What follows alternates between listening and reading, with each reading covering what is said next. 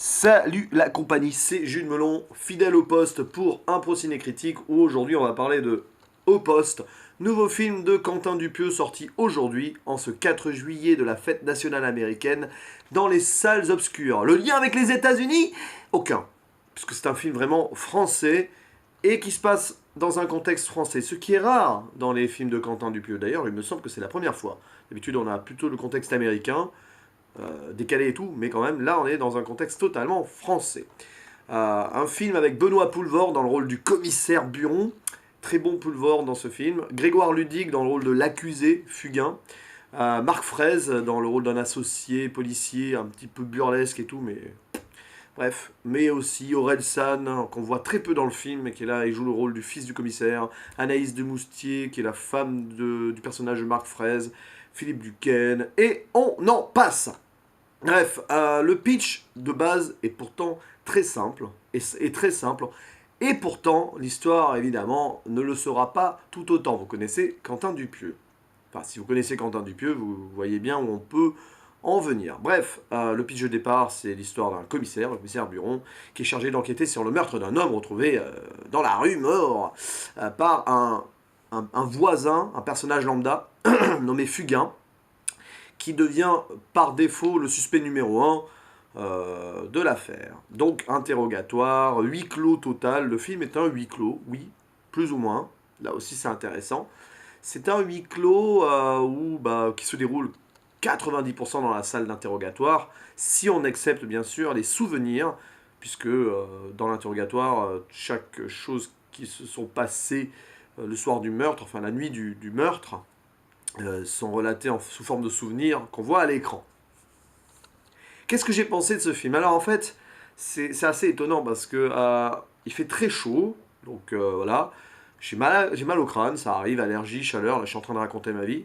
Je vais voir ce film pour me détendre, ça marche d'ailleurs, mais à la fin, t'en ressors limite plus assommé qu'avant. C'est assez bizarre. Et pourtant, qu'est-ce que j'ai pu me marrer dans le film?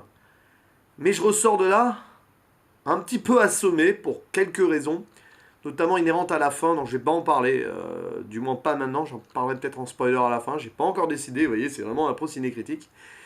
Mais alors, qu'est-ce qu'on se marre dans cet humour absurde? J'ai l'impression, d'ailleurs, c'est sûrement le film de Dupieux dans lequel je me suis le plus marré. Alors certes, c'est encore une comédie burlesque et tout, et avant j'en ai aimé, des films comme ça, mais on riait jaune, on souriait intérieurement dans la plupart des films. Là, il y a quand même quelques moments où on est mort de rire, avec un humour très burlesque, absurde, et même un peu couillon des fois, mais bon, moi j'aime ça, donc ça passe super bien.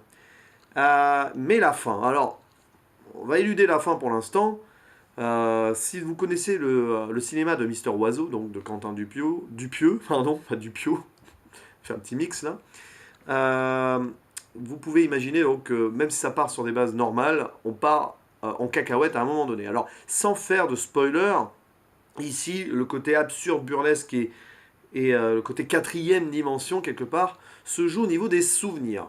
Parce que dans les souvenirs relatés, ceux-ci se mélangent un peu à la réalité d'actions futures qu'ils ne sont pas encore, puisqu'en fait ces souvenirs sont des faits du passé dans lequel le futur vient se mélanger en présent. Vous m'avez suivi? Si la réponse est non, c'est normal, parce que dans le film on comprend pas trop, mais on voit en fait, on voit ce qui se passe. Je vais pas donner d'exemple particulier parce qu'il faut que vous le voyez vraiment dans le film pour bien saisir la subtilité. Et en plus ça arrive, je sais pas moi, à peu près au tiers mon milieu film, un film très court d'ailleurs, hein. J'ai été surpris par la... Et puis il durera même pas 1h15 le film. Bref, un peu avant le milieu du film, d'un seul coup, on arrive à avoir ce côté what the fuck total, où le personnage raconte ses souvenirs, mais en même temps vit des trucs qu'il va vivre après dans ses souvenirs. Alors que ça n'a absolument pas de rapport d'ailleurs direct avec le meurtre en lui-même. Voilà. Parce que au-delà de cette histoire d'interrogatoire et tout, il se passe quelque chose d'autre dans la salle d'interrogatoire. Là, je ne spoil pas, je ne dis rien. Et tout finit par se mélanger dans la tête de l'accusé, Grégoire Ludig, Fugain, qui est tellement paumé puis qui en a marre d'être là, il en a marre, il est paumé d'être là, qu'il en perd un peu les pédales et mélange tout en restant lucide d'ailleurs dans ses propos. C'est ça qui est assez étonnant. Très belle prestation de Grégoire Ludig en mode what the fuck, en mode, mais qu'est-ce que je fais là? Mais mince, quoi. Enfin, oh, réveillez-vous, je suis innocent, j'aimerais pouvoir aller dormir et j'aimerais pouvoir aller manger. Le mec, il en a rien à battre, quoi. Lui, il veut juste reprendre sa vie normale, en mode, je m'en fous de tout. Et voilà, il est là, il essaye de couper court, mais il subit un peu la pression, entre guillemets, d'un commissaire à la fois pointilleux, mais totalement incapable et impuissant face à la situation. Joué à la perfection par un Benoît Poelvoorde, magnifiquement dirigé par Quentin Dupieux. Et ça, il faut le signaler, parce qu'on a vu beaucoup de films avec Poelvoorde où il est laissé un petit peu en roue libre. Et c'est un excellent acteur, Poelvoorde, un excellent personnage, mais il a besoin d'être cadré et avoir un personnage écrit pour se sentir bien. Et là, c'est le cas, donc c'est super. Franchement, rien à dire sur les acteurs, rien à dire sur le côté humour, mais l'histoire, alors en soi, il n'y aurait rien à dire non plus, c'est du Dupieux, faut pas s'attendre à avoir des explications, et ce qui a un sens, c'est un non-sens. Le film est un non-sens en lui-même, plus on avance dans le film, plus c'est un non-sens. Et ça, c'est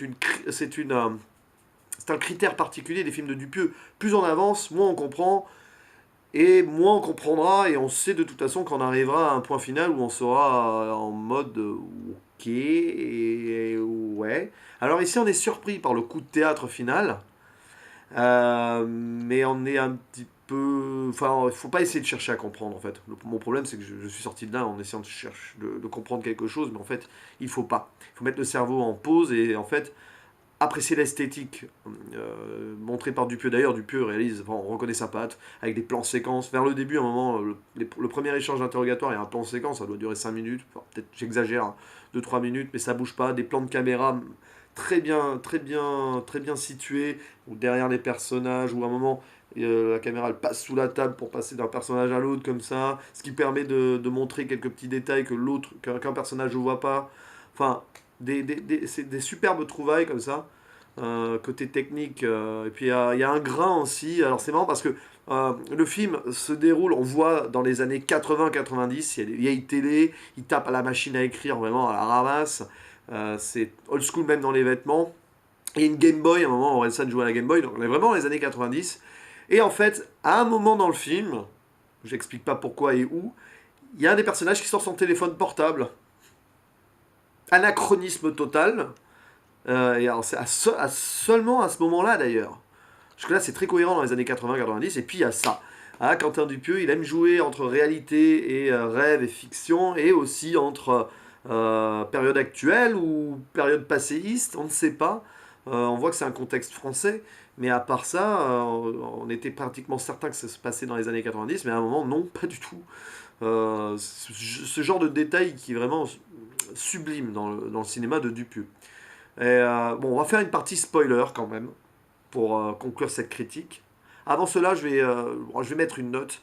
J'hésite entre 7 et 8 en fait. Et je vais mettre 8 parce que c'est Dupieux, bordel. C'est Dupieux et malgré cette fin dont je vais parler dans quelques instants, j'ai envie de mettre 8 parce que je me suis fendu la poire et puis l'humour il est vraiment omniprésent. Je trouve que c'est le plus drôle des films de Dupieux. Pas forcément le plus what the fuck, si ce n'est donc la fin, on va y venir. Ne vous inquiétez pas, on va y venir. Mais franchement, je me suis marré, et puis les acteurs sont excellents, donc je peux pas aller en dessous de 8 sur 10, c'est vraiment, c'est splendide. Alors là encore, il va diviser ce film, hein. Il y en a beaucoup qui vont pas aimer, vraiment, je pense. Même si je pense qu'il y a quand même des gens qui vont pas aimer, comme les précédents, donc ça va assez diviser, même si je pense qu'il y a plus de gens qui vont aimer que d'autres. Bref, spoiler pour la fin.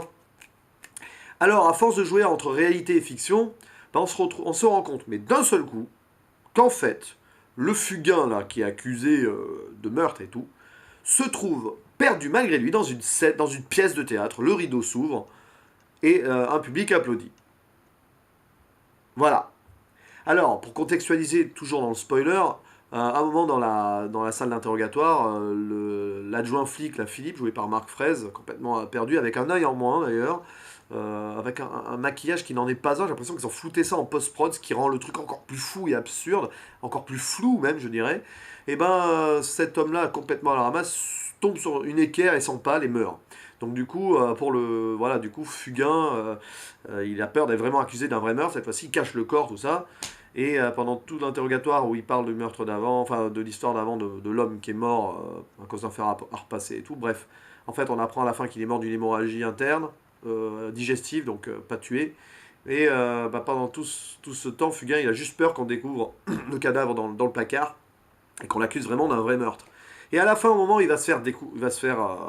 on découvre un œil par terre, hein, l'œil l'œil valide qui a été empalé par l'équerre.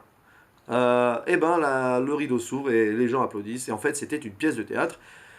Que des acteurs, les Poulvord, c'est que des acteurs, les personnages qu'on a vus dans le poste de police, ça, c'est que des acteurs. Sauf que le Fugain en question, il n'en a pas conscience. Pour lui, il comprend pas. Il est vraiment le gars accusé et convoqué ici. S'ensuit un dîner dans un resto où il est invité en tant qu'acteur, enfin tous les acteurs autour, il comprend toujours pas.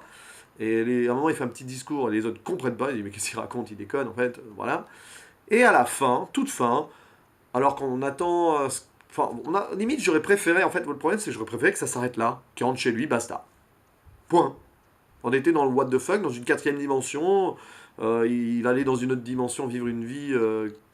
Enfin voilà, je ne sais pas. Et non, en fait, à la fin, le commissaire Buron reprend son rôle de commissaire et l'embarque. Et le fait embarquer par la police en lui mettant les menottes. On revient. En fait, on est passé d'un univers. On passe dans un univers, puis à la fin, on revient dans l'univers de départ. Et ça s'arrête là.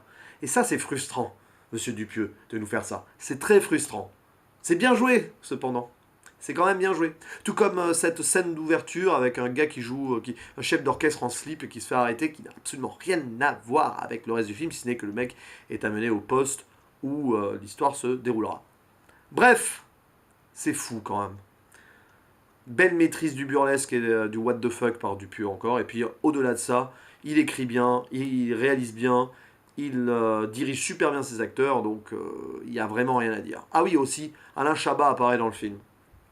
C'est lui qui fait le cri de la victime à un moment dans les souvenirs. Et ça renvoie au film réalité, le film d'avant de Dupieux, où le personnage de Chabat était censé trouver le meilleur cri, le cri qui faisait le plus peur dans l'histoire du cinéma. C'est un petit hommage personnel, voilà. Bref, je valide au poste, malgré cette fin-là. Ça aurait pu être un chef-d'œuvre ultime en fait, mais je mets 8 sur 10, ce qui le classe déjà parmi les meilleurs films de l'année. Et probablement le film français que j'ai préféré à date. Allez, à la prochaine. Ciao.